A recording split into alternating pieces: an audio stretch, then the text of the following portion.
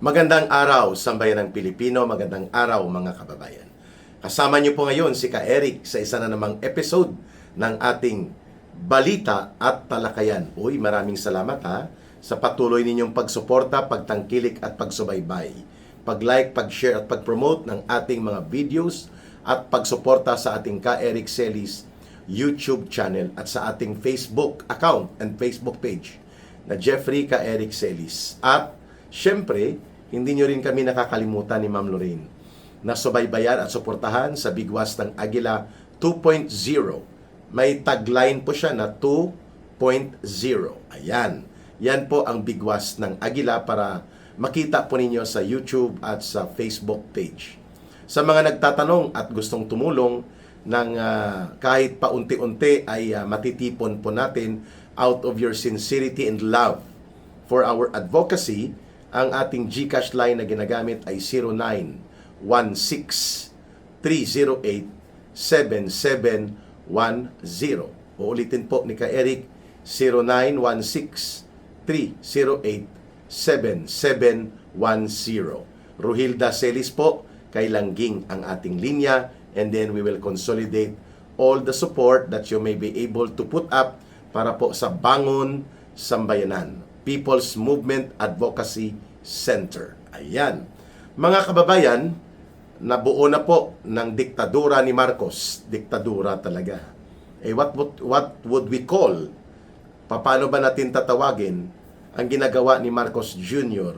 na lantaran at garapalan na pagkokontrol at pagdidikta sa halos lahat ng mga ahensya o co-equal branch of government niya, lalo na sa Kongreso. Ang nangyari kahapon sa Senado po ay naging diktadura ng Malacanang ni Marcos. Sapagkat expected naman natin na itong duwag na si Joel Villanueva at inuna pa ang kanyang kapakanan, pansarili at ang kanyang comfort and convenience. Hindi naman natin siya pwedeng pigilan, pero pwede natin siyang punahin. No? Kaya nga ang tawag sa kanya ngayon, hindi na siya leader ng grupo na Jesus is Lord movement, kundi Marcos is Lord movement na. So si Marcos is Lord movement ngayon, yan na ang bagong relihiyon ng 13 Judas na mga senador. Na alam natin kung bakit sila nagbuo ng bagong 13. Sapagkat una ay kailangan makuha at makontrol ang liderato sa Senado na may minimum 13 senators na makokontrol at madidiktahan ni Marcos para magiging valid ang eleksyon. Yan po, no? Ang eleksyon sa kanilang mga officers. Senate President pro tempore, at yung iba pang mga posisyon sa komitiba. So they need 13. Alam po ng mga kulukoy na 13 Judas ni senador, na mga senador ni Marcos that 12 is not 13. And 12 does not have a constitution of quorum, and 12 does not have the value and the legality of a majority number, which is 13 as required by the Constitution sa mga senador. 13 dapat. Kaya kahapon ay binuo na ni Marcos ang 13 Judas. At ang kanilang relihiyon ngayon ay MIL na, hindi na GIL, no? Kasama na nila si Joel Villanueva. At ano nang pangalan ng kanilang relihiyon? Marcos is Lord Movement.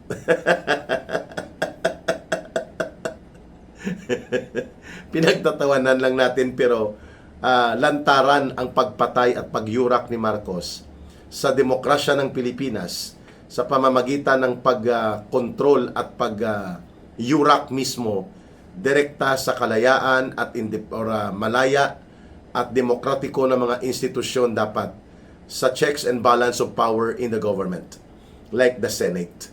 Yan po ay lantarang pagyurak sa demokrasya na walang kahihiyan at walang pagkatakot na mananagot siya sa kanyang ginagawa later. So, ito na.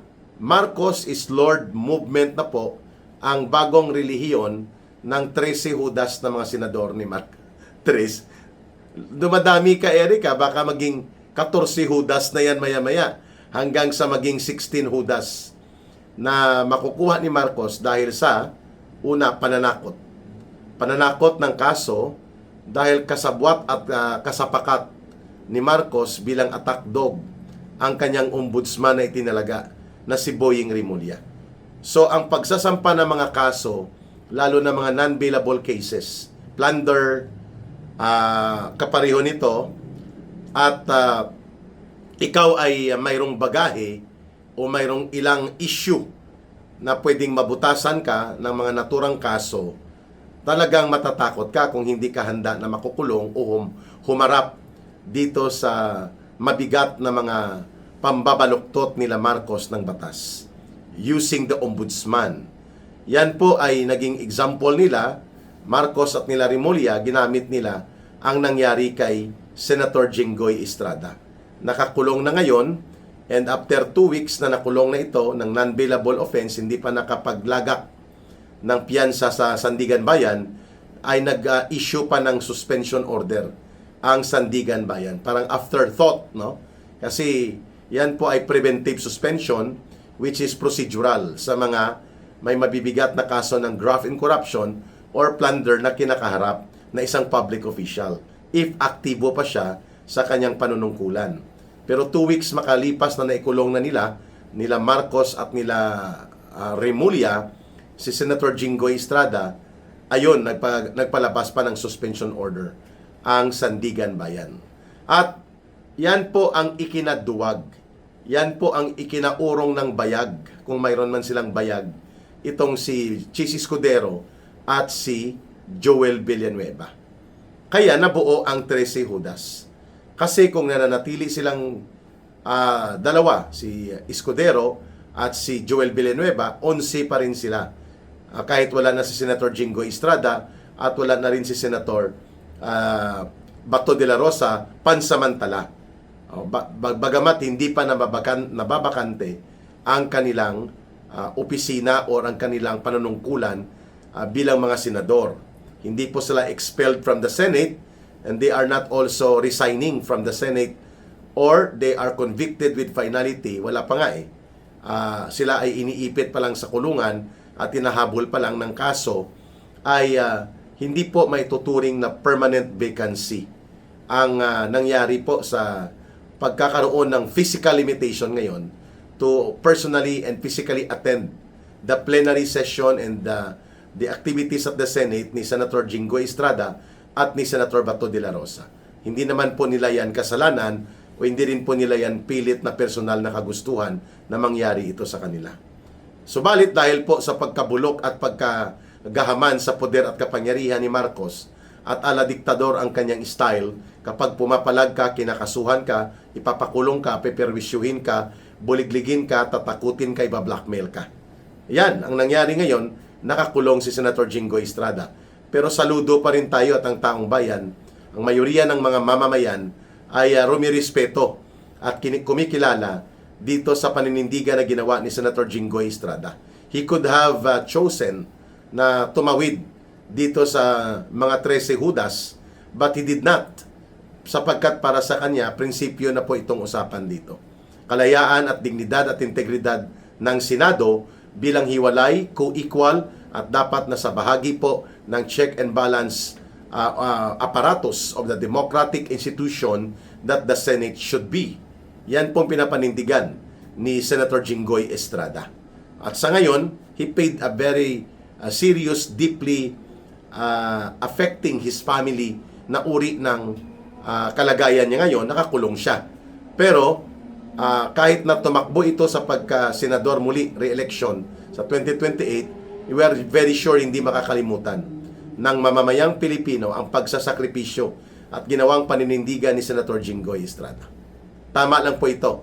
No? Dapat nga puntahan natin at bisitahin siya, pero I think limited ito para lang sa mga security related na mga bagay ay hindi ganon ka-accessible po ang kalagayan ngayon ni Senator Jinggoy Estrada. Ayun. But itong si Joel Villanueva, itong si Escudero, tumawid sila at itinayo nila ang bagong relihiyon ng kanilang 13 Judas na mga senador. Marcos is Lord movement. Sino po ang Marcos is Lord sa 13 Judas? Number 1, Siyempre si Tota Soto. Tuta ni Marcos yan eh. Nakamaleta nga, di ba? Sabi ng mga former 18 Marines, 18 soldiers, no? At itinatanggi niya pero walang naniniwala sa kanya. Tota Soto, si Ping Lacson, ayan, magkabarkada yan eh. Una yan na ibinulgar na sinabi nga ni Senator Alan Peter Cayetano na yan ang mga ahente ni Marcos sa loob ng Senado para maglunsad ng mga special operations. Yan po ang nagpapasok sa NBI, itinanim nila maaga pa lang para tambangan at mapadukot sana si Senator Bato de la Rosa. No? Nagkaroon ng pagkakaroon ng dumugan at physical na altercation hanggang sa umantong pa the next days sa barilan, sa putukan sa loob ng Senate Hall. Okay. Yan si Tito Soto at si Ping Lacson itinuturo ni Senator Alan Peter Cayetano. So, Tota Soto, Ping Lacson, si Hontiveros. Well, wala namang paninindigan ng babaeng ito kung saan ang political advantage at kanyang pagiging oportunistang politiko, doon siya. No? Ginagamit niya ang pagkunwa-kunwari ang aktivista. Pero more of opportunista ang kanyang politika. Si Hontiveros, si Wow, Dagat, Sharon Cuneta Pangilinan, yan. Si Bam Aquino, na malamang ang kanyang tiyuhin na si Ninoy Aquino ay nandidiri siguro sa kanya kung buhay pa ito dahil ito ngayon ay himod talampakan. Halik sa talampakan ni Marcos Jr., itong si Bam Aquino. So sino pa? Ang magkapatid na Erwin at Rapi Tulfo. Yan, mga bendalo at mga manggagamit sa taong bayan yan sapagkat ang popularidad nila ginagamit nila as bihikulo sa kanilang kasikatan para makapasok sa Senado. At alam natin, hindi naman interes ng mga mamamayan ang pinapanindigan nila. At nasama pa nga ito sa maraming iskandalo, including ang mga maleta. So magkapatid na Rapi at Erwin Tulfo. Nandyan din po si Mig Subiri na alam naman po natin ay isa din sa linyada ng oportunistang politiko na akala niya makakabawi din siya kapag dito siya sumama kay Marcos, no? Pero isinipa ito ni Marcos noon at nila Lisa Araneta at pinalitan siya kay Chis Kilay Escudero. So magkakasama ni sila ngayon diyan, ano? Si Joel Villanueva, si Chis Escudero, si Lito Lapid. Yan, magkakasama si JB Ejercito. Sila po. Yan ang mga tinatawag na 13 Judas. At nang magsesyon sila kahapon, ang una nilang ginawa ay ibuo kaagad ang kanilang relihiyon. Marcos is Lord Movement. Ayos! So, kidding aside and getting into serious matter in our discussion sa balitang talakayan na ito, malinaw po na nakokontrol na ni Marcos at nadidiktahan, nahahawakan sa ilong itong si Sherwin Gatchalian and the rest ng 13 Judas ni Marcos or tinatawag na mga Marcos is Lord Senators. Mas kumpleto, maganda pala, no? Si Sherwin Gatchalian po ay dapat maimbestigahan ito according to the revelations made by former Ambassador Roberto Tiglao and public records naman ito dahil sa pandaraya at anomalya na binenta nila ang palugi nilang bangko na Express Savings Bank Incorporated sa Local Water Utilities Administration at mukhang nagkaroon ng pakikipagsabwatan. Pero hindi siya nasampahan ng kaso. Ang nasampahan ng kaso, yung grupo lang nila, Butch Pichay, dating Congressman Butch Pichay. At nalugi ang gobyerno ng equivalent amount to 1.4 billion pesos at the current market rate right now. Tahimik lang si Gatchalian. Yung kanilang reclamation project, yung lupain na pinoposisyonan nila at ngayon ay may malaking issue na nakapailalim po sa review ng Office of the President. More than 300 hectares din ito. Marami pong kinasasangkutan ng mga anomalya itong si Sherwin Gatchalian, ang pamilya niya. According to public reports na nakukuha natin online, o pati doon sa destructive mining sa Romblon, mga kababayan. Well, kaya nga hindi na siya makakapalag. Yan ang gusto ni Marcos. Yung may mga bagahe, halimbawa, itong si Senator Joel Villanueva, itinuro po ito nila Engineer Henry Alcantara ng Bulacan Engineering District na tumanggap cash delivery ng 350 million pesos or something around 360 million pesos. Similarly, itinuro din po ni Yusek Bernardo ng DPWH noon sa kanyang mga testimonya si Chis Escudero. Kaya itong mga butas nila at mga baggage nila ay nagagamit nila Marcos at nila Lisa Araneta at nila Boying Rimulya na upang sila ay hawakan sa liig at lagyan ng tali sa ilong. Kaya ito na, sila na ngayon ang bumubuo ng Marcos is Lord movement ng 13 Judas na mga senador sa loob ng Senado. Ano po ang naging implication nito na mabibigat at mayroong negatibo sa ating demokrasya? Itong ginawa na garapalan na maniobra ni Marcos laban sa mga senador na sa tingin niya at sa kanyang interest ay hindi niya magagamit at makokontrol para pagtakpan ang pandarambong at malawak na sistematikong pag-iral ng korupsyon at mga pananagutan sa pangungurakot sa kaban ng bayan na naganap sa ilalim ng kanyang administrasyon kasama ang kanyang pinsan. Number 1, kontrolado na nila ang lahat ng komitiba including ang Senate Blue Ribbon Committee. So walang saysay na po ito. Kung magpapatawag pa ito ng mga investigasyon, ang gagawin na lang nila dyan, either iipiti nila, ipapakulong nila at dudurugin nila ang mga whistleblowers. Yung 18 former soldiers na ngayon ay 22 na at ang iba pang mga testigo na sakaling pumunta o ipatawag nila ay hindi para isiwalat at hayagan na maglantad ng katotohanan, kundi sila ay pipilit-pitin at dudurugin. Or, maibabaon na ng tuluyan ang Senate Blue Ribbon Committee na yan at wala ng saysay. At hindi na yan magiging objective, transparent, and straightforward, direkta na pwedeng magkumpronta sa mga pang-aabuso at isyu ng korupsyon na pwedeng kakasangkutan o pwede pang makakalkal na naganap at nangyari po at nangyayari ngayon sa ilalim ng administrasyon ni Marcos at nila Romualdez. Yan ang sigurado. Pangalawa, makokontrol na nila ang mga legislation nila or mga programa nila o mga patakaran na ilulusot sa Senado because they have now the fixed number 13 minimum.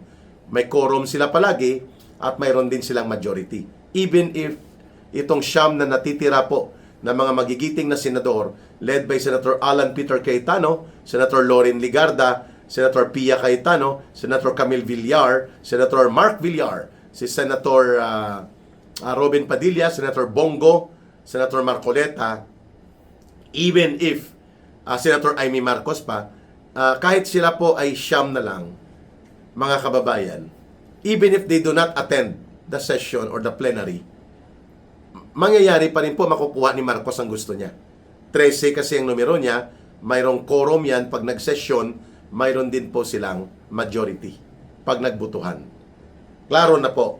So ang pangatlo, pwede na madidiktahan at pwede nang balahurahin at gawing balasubas at tarantado ang mga proseso sa impeachment court sapagkat pwede nang papayagan ang gimmick nito ng mga alipores at birador ni Marcos at Romualdez na mga House panel prosecutors. So pwede na nilang palulusutin ang ala kangaroo court style na pagdurog kay Sara Duterte bagamat they may not have yet the 16 votes of the senators, 13 lang ang hudas na hawak ni Marcos ngayon bilang baraha niya sa ilalim ng Marcos is Lord movement ng senador niya. Hindi makaget over. Marcos is Lord movement, ang bagong relihiyon ng 13 hudas ng mga senador. Well, hindi po natin maitatanggi na the process of the impeachment pwede pong madurog talaga. Si Vice President Sara Duterte, ang kanyang pagkatao, ang kanyang persona, at ang mga pangbabastos na ginawa sa kanya doon sa House Committee on Injustice na ala kangaroo court ay pwedeng gawin na rin nila ngayon sa Senado. And these are high possibilities na nasa agenda list ni Marcos ito kung bakit kinontrol nila ang Senado. So, ang natitira na lang po na mag-check and balance kay Marcos ay ang Korte Suprema. Mukhang naduduwag na rin ang Korte Suprema na basta-bastang gumawa ng mga desisyon at review sa mga pampolitikang maruruming laro ni Marcos at maniobra sa tinatawag na law warfare o or lawfare. Ginagamit na weapon of mass destruction against his political enemies ang batas. Kaya ang tawag po dyan, lawfare o law warfare. Yan po ang ginagamit ngayon ni Marcos bilang pamamaraan ng kanyang tinatawag na undeclared dictatorship, undeclared martial law selectively. Kagaya ng ginagawa niya sa Senado.